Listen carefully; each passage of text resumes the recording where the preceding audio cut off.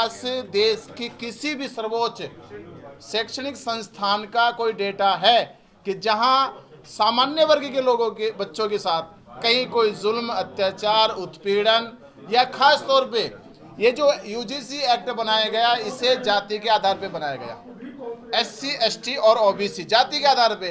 तो आप मुझे बताएं, किस जाति के नाम को लेकर उत्पीड़न होता है? क्या ब्राह्मण जाति के नाम को लेकर उत्पीड़न हुआ देश में कभी? ब्राह्मण जाति, वहां क्या पंडित जी कहा जाता है, ब्राह्मण जी कहा जाता है? क्या किसी ठाकुर की जाति को लेके विवाद हुआ? क्या उत्पीड़न हुआ? ठाकुर जी लगते, ठाकुर जी, राजपूत जी, या किसी बनिए की जाति को लेके कभी उत्पीड़न हुआ?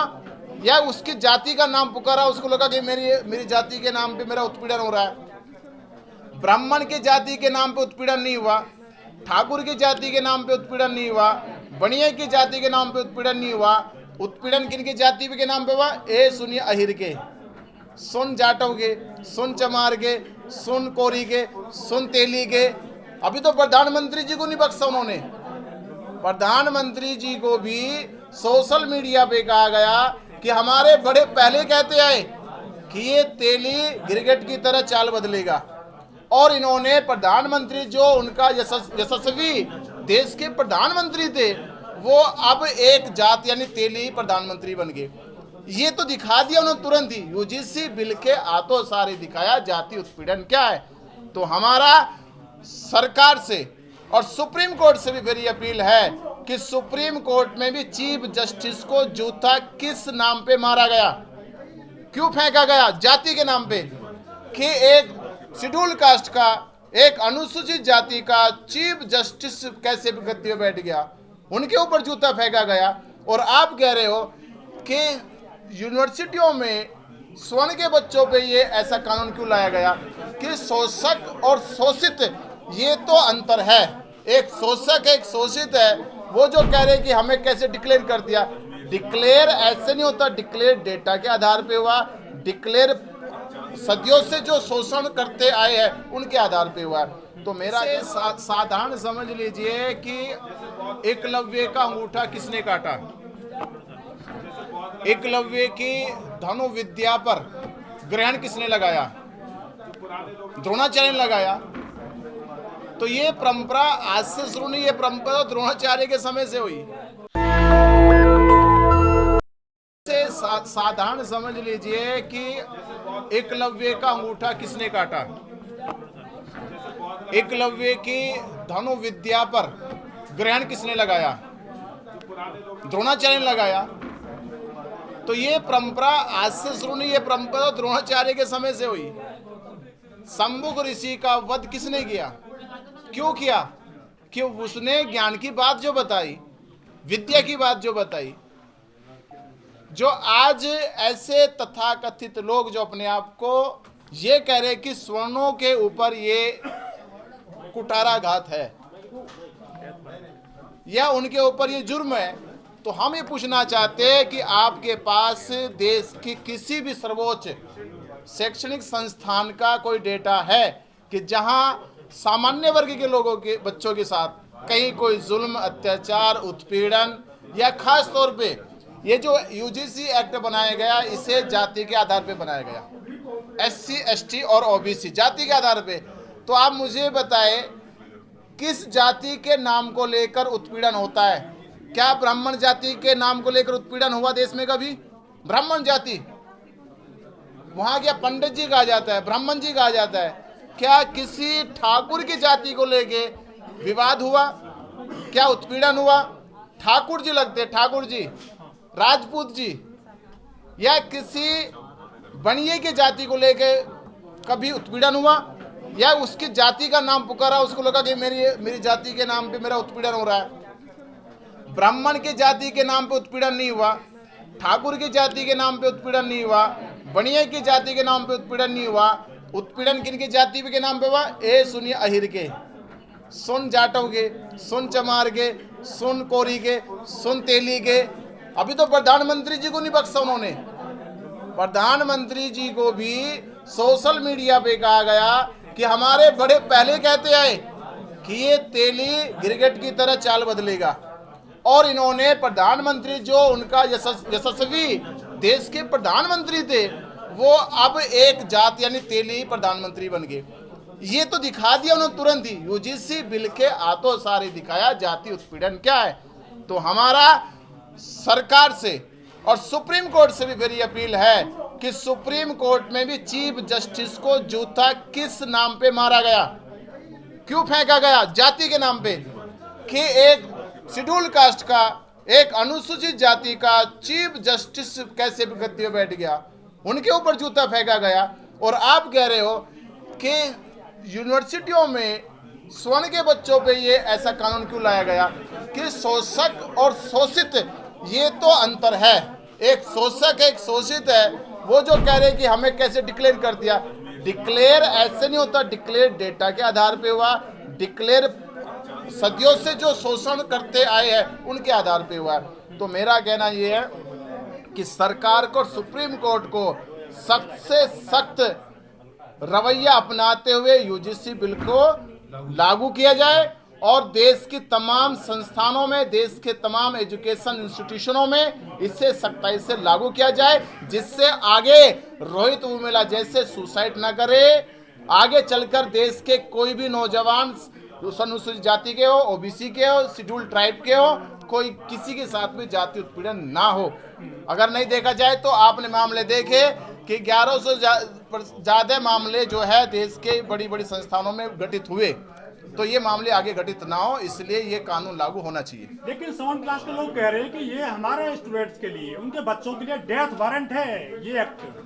तो डेथ वारंट है, वो जैसे उनका एक कहना है कि हमारे ऊपर, हमारी पहले ही वो घोषणा कर दी गई, हम मुस्लिम हैं, तो मैं कह रहा हूँ चोर चोरी नहीं करेगा तो उसे कानून से क्या डर, अगर कोई जुल्म नहीं करेगा उसे कानून से क्या डर, अगर कोई लुटेरा लूट नहीं करेगा उसको कानून से क्या डर। इसका मतलब ये तो सिद्ध कर रहे कि ये उत्पीड़न करने वाले लोग हैं, ये जुल्म करने वाले लोग हैं, ये शोषण करने वाले लोग हैं। इसीलिए ये भयभीत हो गए कि अब इनकी वो जो चोरी छिपे जो उत्पीड़न करने वाले कर रहे थे, वो इनकी साजिश अब नाकाम होगी। ऐसे लोगों पे शिकंजा कसा जाएगा, ऐसे लोगों को जेल भेजा जाएगा जो सदियों से जाति के नाम पे उत्पीड़न करते आ रहे।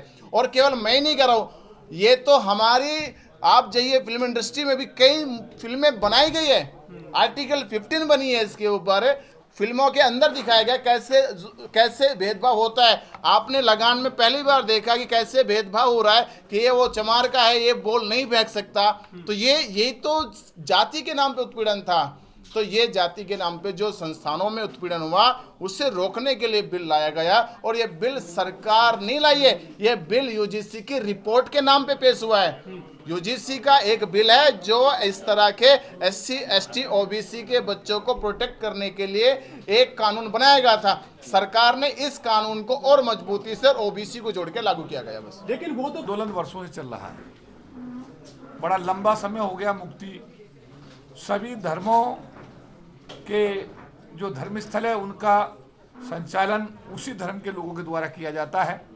भारत में बड़ी विचित्र बात यह है कि पहली बार ये देखा गया कि जो ऐतिहासिक बौद्ध विहार हमारा गया में है उसका संचालन गैर बौद्ध यानी कि सामान्य जाति के लोगों के द्वारा किया जा रहा है, जो बहुत ही दुर्भाग्यपूर्ण है। इस बात को लेकर के दिल्ली की धरती पर और बौद्ध गया में मैं गया था पिछले दिनों, वहाँ भी आंदोलन हुआ।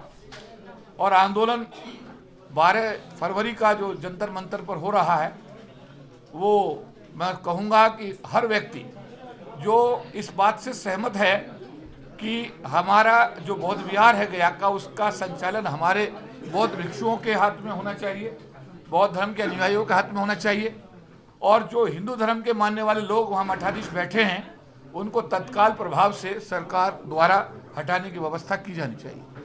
तो बौद्ध अनुयायियों का, दुनिया के बौद्ध धर्म के अनुयायियों का सरकार को आदर करते हुए इस विषय में एक पहल करनी चाहिए। और जो लोग वहाँ पर बौद्ध गया के महाबोधि विहार में अपना डेरा जमाए बैठे हैं, सरकार को चाहिए कि उनको तुरंत वहाँ से हटाया जाए। तो 12 फरवरी 2026 को प्रातः 10 बजे से ये आंदोलन जंतर मंतर में शुरू होगा। तो मैं आह्वान करता हूँ हम सारे जो बौद्ध धर्म के अनुयायी हैं, जो मानते हैं कि यह अन्याय है, गलत है, उन सबको अपने घरों से बाहर निकलना है और हर हालत में उनको 12 फरवरी 2026 को प्रातः 10 बजे जंतर मंतर पर इकट्ठे होकर अपनी एकता, एकजुटता और अपना शक्ति का परिचय दे करके सरकार को ये आगाज करना है कि ये हमारा जो बौद्ध विहार है, इसका कब्जा, इसका संचालन हमारे धर्म गुरुओं यानी कि बौद्ध धर्म के अनुयायी अर्थात हमारे जो भिक्खु संघ है उसको दिया जाए। और जो हिंदू धर्म के मानने वाले लोग वहाँ पर बैठे हैं, चाहे उसमें एक्ट किसी भी समय बनाओ, चाहे वो नेहरू जी के समय में एक्ट बनाओ, अगर वो एक्ट गलत है तो सरकार रोज एक्ट बदल देती है, सरकार सुबह शाम में एक्ट बदल रही है। तो अगर वो एक्ट ऐसा बन गया है जिससे दिक्कत है, तो एक्ट को सरकार को बदलना चाहिए। सरकार के पास में एक्ट बदलने के लिए पूरा संसाधन है, उनके पास संसद है, उनके पास में सांसद हैं, और वो अगर दुनिया भर के एक्ट बदले जा सकते हैं तो फिर ये हमारा जो एक्ट जो हिंदू धर्म के लोगों को महाबोधि विहार के अंदर प्रशासन चलाने के लिए अधिकृत करता है, मेरा ये मानना है कि उस एक्ट को बदला जाए और इसका जो संचालन है, इसका सारी जो व्यवस्थाएं हैं वो हमारे बौद्ध धर्म के अनुयायी अर्थात भिक्खु संघ को दी जाए। चौधरी साहब, मुट्ठी भर लोग हो आप और एक नहीं हो, मुट्ठी भर लोगों ने यूजीसी बंद करवा दिया आपका अधिकार और आप अभी भी घर में पड़े हैं अपने। कैसे, कहाँ सोच रहे हैं कि माओवादी मुक्त करा पाएंगे? देखिए अंतानी जी, आप काफी लंबे समय से कवर कर रहे हैं, आपकी बात पर मैं मुस्कुरा भी इसलिए रहा हूं। हम लोग घर में बैठने वाले लोग नहीं, हम 97 में भी घर में नहीं बैठे जब भारत की सरकार ने आरक्षण खत्म किया था।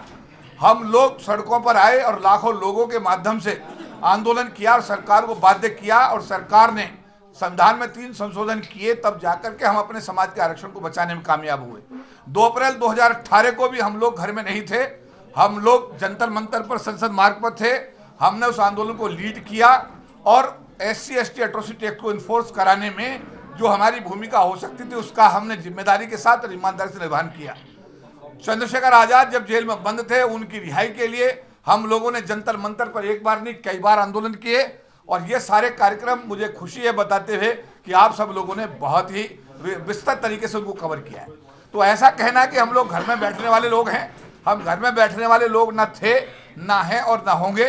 और यूनिवर्सिटी ग्रांट कमीशन को लेकर अभी एक सभा हमारे कार्यालय में हुई, उसको लेकर के आंदोलन की दिशा जो तय हुई है, और 12 फरवरी को ये महाबोधि बुद्ध विहार के जो मतलब ये है कि जो उनका कहेंगे कि उसका विषय तो हमारा प्राथमिकता में है ही, साथ साथ यूनिवर्सिटी ग्रांट कमीशन के अंदर जो सुप्रीम कोर्ट ने रोक लगाई है, तो हम ये कहेंगे कि जिस तरह सुप्रीम कोर्ट के एक जज ने, मित्तल ने SC/ST एट्रोसिटी एक्ट पर रोक लगाई थी, उसके प्रावधान बंद किए थे, उसी तरीके से अगर सुप्रीम कोर्ट ने आज यूनिवर्सिटी ग्रांट कमीशन के मामले में जो हम लोग को व्यवस्थाएं दी गई उन पर रोक लगाई है, तो हमारा 12 तारीख को यह भी रहेगा मुख्य मुद्दा कि यूनिवर्सिटी ग्रांट कमीशन के लिए जो प्रावधान यूनिवर्सिटी ग्रांट कमीशन द्वारा SC/ST OBC के लिए किए गए हैं उनको बहाल किया जाए, और सुप्रीम कोर्ट की जो तारीख तय हुई है सुनवाई की, उसमें सुप्रीम कोर्ट इन सब मुद्दों पर विचार करके भारत की मेजोरिटी यानी कि 85% आबादी के लार्ज इंटरेस्ट को वाच करे।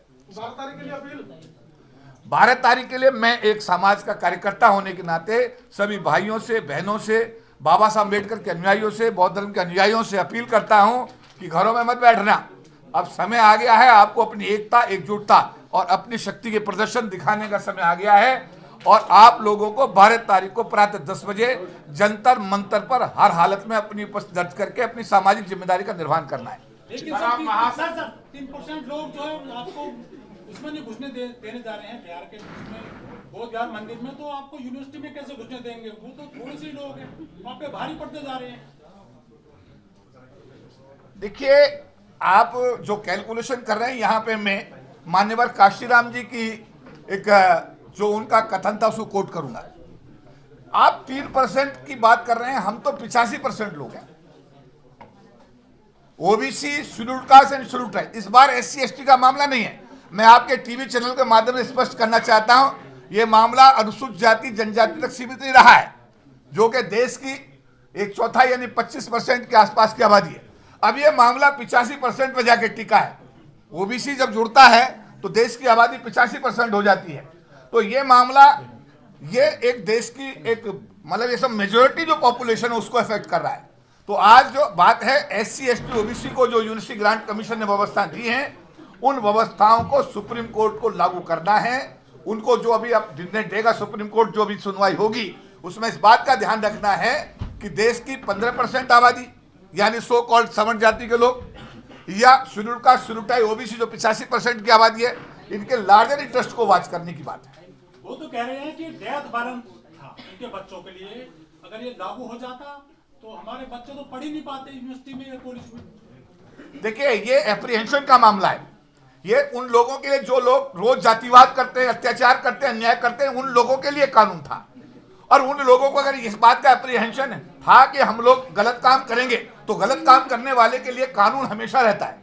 और SC/ST एट्रोसिटी एक्ट तो कानून बना हुआ है, उसके बावजूद भी हमारे लोगों के साथ अत्याचार अन्याय कम नहीं है। हर जगह बलात्कार, हत्याएं और हर रोज अत्याचार अन्याय हर जगह है।